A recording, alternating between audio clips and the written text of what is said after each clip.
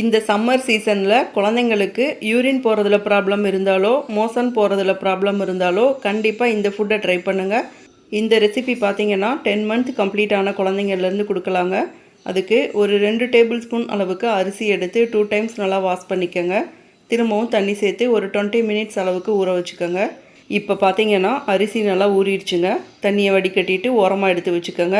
இப்போ குக்கரில் கொஞ்சமாக எண்ணெய் சேர்த்து ஒரு பிஞ்ச் அளவுக்கு சீரகம் சேர்த்துக்கோங்க. கூடவே கட் பண்ண கொஞ்சம் கேரட், கொஞ்சம் உருளைக்கிழங்கு சேர்த்து 1 டைம் நல்லா வதக்கி விட்டுக்கோங்க. அதுக்கப்புறம் கொஞ்சமாக உப்பு, மிளகுத்தூள் சேர்த்துக்கோங்க.